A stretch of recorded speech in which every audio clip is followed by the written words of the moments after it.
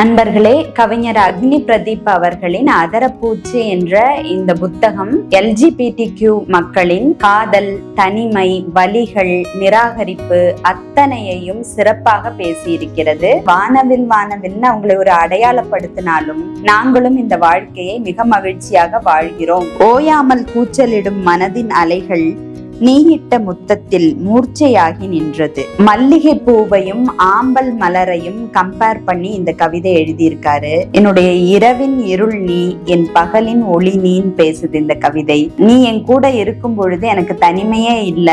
வணக்கம் நண்பர்களே, நான் பிரியா. தொடர்ந்து கவிதை புத்தகங்கள் பத்தி பார்த்துட்டு இருக்கோம். இன்னைக்கு நம்ம பார்க்கக்கூடிய புத்தகம் அக்னி பிரதீப் அவர்கள் எழுதிய அதரப்பூச்சு என்கிற கவிதை புத்தகத்துடைய வாசிப்பு அனுபவத்தை இன்னைக்கு நான் உங்ககிட்ட பகிர்ந்துக்க போறேன். இந்த புத்தகத்தோட சிறப்பு என்னன்னா, இவர் ஒரு கொயர் கம்யூனிட்டியை சேர்ந்தவர். மாற்றுப்பாலினத்தவர்களுக்கு சமூகத்துல நிறைய அவங்களுக்கு ஒடுக்குமுறை நிறைய இருக்கு, அவங்களை ஏற்றுக்கொள்ளாத தன்மை நிறைய இருக்கு. அந்த சூழல்லையும் இவர் புத்தகங்கள் எழுதியும் இலக்கியம் சார்ந்தும் மாற்றுப்பாலினத்தவர்களுக்கான குரல் கொடுக்கிற இடத்துலயும் இருக்காரு. அதற்காகவே நம்ம அவருக்கு மனம் நிறைந்த வாழ்த்துக்களை தெரிவிச்சுக்கணும். இன்னைக்கு நம்ம இவருடைய அதரப்பூச்சி என்கிற கவிதை நூலுடைய வாசிப்பு அனுபவத்தை பார்க்கலாம்.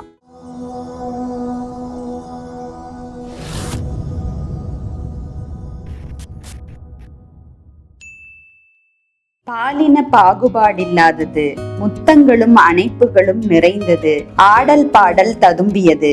இயற்கையால் தூரிகை தீட்டப்படும் வானவில்லின் இருப்பை மழை நீர் உறுதி செய்கிறது. தீட்டும் போது துளி துளியாய் தெரித்த விந்துகளாம் நாங்கள். ஆம், மத, சாதிய, இன, வர்ணத்தில் அடங்காத அனைவருக்கும் பொதுவான அழகியல் சமத்துவமாம். வானவில்லாய் பூமிதனில் ஒளிர்கிறோம். விண்ணிலிருந்து விழித்தொழுகி வீதியில் கரை புரண்டோடி காட்சியளிக்கிறோம். இதே ஜூன் மாதத்தில் தடுத்து நிறுத்த அடுத்த அடியில் முன்னகர்வோம்.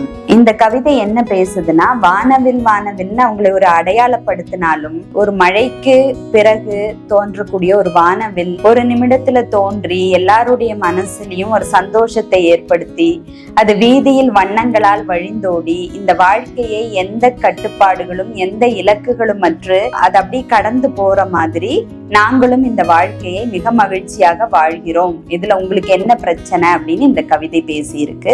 சிறப்பான ஒரு கவிதை. இப்பொழுதெல்லாம் கவிதை எழுதிட முற்படும் பொழுது பேனாவில் மையுள்ளதாவென சிந்திப்பதை விட உன் சுவாசத்தின் முகர்வே என் கவிதையின் நகர்வாய் உணர்கிறேன். உன் மயிரிழை தீண்டலிலே என் உயிர்நிலை அதிர்கிறது. இரக்கமில்லாத இடைவெளியாய் உறக்கமில்லாமல் கிடக்கிறேன். விரைவில் இடைவெளிக்கு இடஒதுக்கீடு ரத்தாகும். காற்று புகுந்திட முடியாத இறுக்கம் இருக்கும். வழிமேல் விழி வைத்து தீர்ந்து போகும். விழிமேல் விழி வைப்போம் இமை மூடாமல். ஒரு கவிதை எழுதும் போது நான் பேனாவோட மையை தேடுகிறேனோ இல்லையோ, உன்னுடைய நினைவை வச்சுதான் என்னுடைய கவிதையை நான் எழுத தொடங்குகிறேன் அப்படின்னு இந்த கவிதை பேசுது. ஒரு அழகான ஒரு காதல் கவிதை இது. இரக்கம் இல்லாத இடைவெளி அப்படிங்கிறது, இரக்கம் இல்லாத ஒரு இடைவெளி, அதை என்னால ஏத்துக்கவே முடியல. அந்த இடைவெளி குறைந்து நமக்குள் நெருக்கமும் அன்பும் கூடட்டும் உன்னுடனான இந்த காதலில் அப்படின்னு இந்த கவிதை பேசி இருக்கு. மிக சிறப்பான ஒரு கவிதை இது. உன் தோளில் சயனித்து சாய்ந்த அழுததில் கழுத்தெலும்பு பள்ளத்தில் நிரம்பி கிடக்கிறது கண்ணீர் குவியல். என்னை ஆறுதல் படுத்த கட்டி அணைத்து ஆராதித்ததில் வியர்த்து ஒழுகிய வடிகாலில் கலந்தே போனது கண்ணீர், கரைந்தே போனது கவலை. ஓயாமல் கூச்சலிடும் மனதின் அலைகள் நீயிட்ட முத்தத்தில் மூர்ச்சையாகி நின்றது. அப்படியே உன் கைகளுக்குள்ளே அடங்கி குழந்தையாகி போனேன். இந்த கவிதை ஒரு காதல் கவிதையாக இருந்தாலும் ஒரு மாற்று பாலினத்தவருக்கு ஏற்படக்கூடிய ஒரு காதல் அதிகமான அன்பையும் இந்த சமூகம் ஒதுக்கப்படும் பொழுது கூடுதலான ஒரு கைப்பற்றலையும் வேண்டி நிற்குது அப்படின்னு இந்த கவிதை என்னால புரிஞ்சுக்க முடிஞ்சது. சாய்ந்து அழுகும் பொழுது எனக்கான ஒரு தோள் தேவை.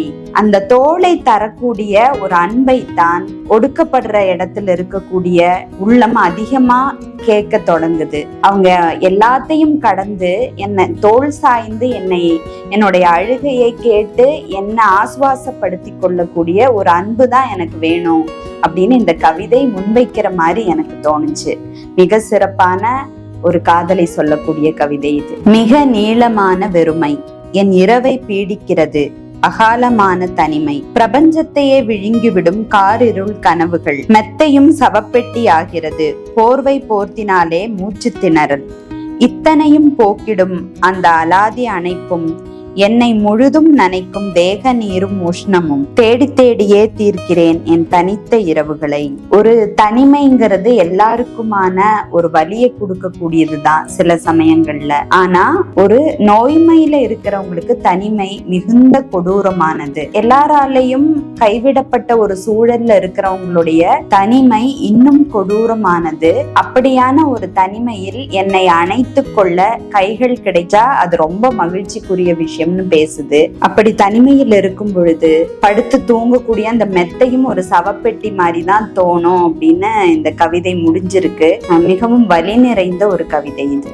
தெருமுனையில் தேர் வந்து நின்றார் போல் நிற்கும் ஒரு பிரம்மாண்ட குப்பை வண்டி. துப்புரவாளர் பார்த்து பரிதாபப்பட்டார். இவ்வீதி வாசிகளே நீங்கள் பாவம். குவியும் குப்பைகள் எல்லாம் தொட்டிக்கு வெளியே. கொட்டுபவர்கள் குருடர்களாய் இருப்பார்கள் போல. துப்பையும் குப்பையில் வீசி விட்டார்களோ. குப்பைகளுக்கு நடுவே நின்று சுத்தம் செய்யும் துப்புரவாளரை பலமுறை கண்டிருக்கிறேன். ஒரு முறை கூட நன்றி பாராட்டியதே இல்லை. இனிமேலாவது குப்பை தொட்டியில் யாருமே குப்பையை கொட்டுறதில்லை. அதுக்கு வெளியே தான் கொட்டிட்டு போறாங்க. ஏன்னா இந்த அவசரமான உலகத்துல மனிதர்களுக்கு ஒரு குப்பை கொட்டுவதற்கும் கூட நேரம் இல்லாம அதை எடுக்கக்கூடிய கைகளை பற்றி ஒரு சிந்தனையும் அவங்களுக்கு கிடையாது. அத நம்மள மாதிரி ஒரு சக மனிதன் தான் அதை எடுக்க போறான் அப்படிங்கிறது அவங்களுக்கு எந்த புரிதலுமே இல்ல. அவங்க குப்பை தொட்டிக்கு வெளியில குப்பையை கொட்டிட்டு போறாங்க. ஆனா அதை எல்லாம் பார்க்கும்போது அந்த குப்பையை ஒவ்வொரு தடவையும் அப்புறப்படுத்தக்கூடிய அந்த தொழிலாளர்களுக்கு ஒரு நன்றி சொல்லணும்னு யாருக்குமே தோணுதில்ல. எனக்கு இப்ப தோணுது. உங்களுக்கு தோணுனா நீங்களும் சொல்லலாம்னு இந்த கவிதை பேசியிருக்கு.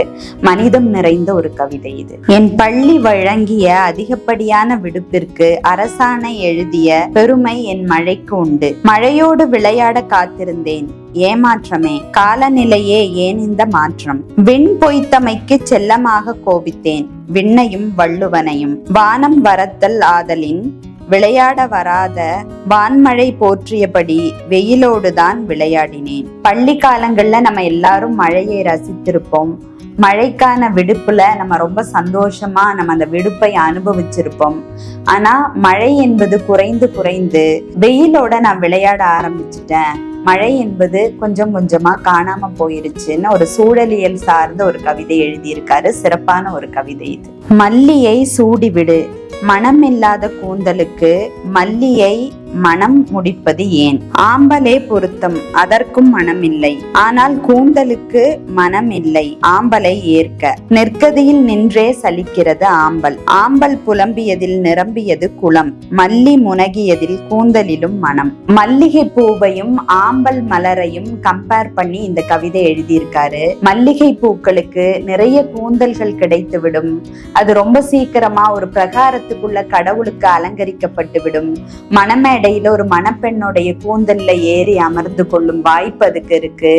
ஆனால் ஆம்பல் மலர் குளத்துல தனியா நின்னு தனக்கான தனிமையோட பேசி பேசி தன்னுடைய வாழ்க்கையை நகர்த்த வேண்டி இருக்கு அப்படின்னு சொல்ற இந்த கவிதை கொயர் கம்யூனிட்டியில இருக்கக்கூடியவர்களுக்கும் ஒதுக்கப்படக்கூடிய திருநங்கைகள் திருநம்பிகளுக்குமான ஒரு தனிமையும் ஒரு வலியையும் கூறக்கூடிய ஒரு சிறப்பான கவிதை. உன் முகம் காணாமல் எனக்கு உறக்கமும் இல்லை, எனக்கு விடியலும் இல்லை. என் இரவின் இருளும் நீயே, என் பகலின் ஒளியும் நீயே. நீ என்னை அணைத்து உறங்கியதில் முழு இரவும் உன்னில் மூர்ச்சையாகி கிடந்தேன். அதிகாலை நீயிட்ட மதுர முத்தத்தில் மூர்ச்சையான உடலும் மூச்சேறியது. இந்த உடல் இயங்க உன் இதழ் ரேகைதான் கடவுச்சொல்லா. இந்த கவிதைக்கு கடவுச்சொல்லுனே தலைப்பு வச்சிருக்கலாம். என்னுடைய இரவின் இருள் நீ, என் பகலின் பகலின் ஒளி நீன்னு பேசுது இந்த கவிதை. நீ என் கூட இருக்கும் பொழுது எனக்கு தனிமையே இல்ல, என்னுடைய அத்தனை வலிகளும் தீர்ந்து போயிரும் உன்னுடைய ஒற்றை முத்தத்தில் அப்படிங்கிற ஒரு சிறப்பான காதல் கவிதை இது.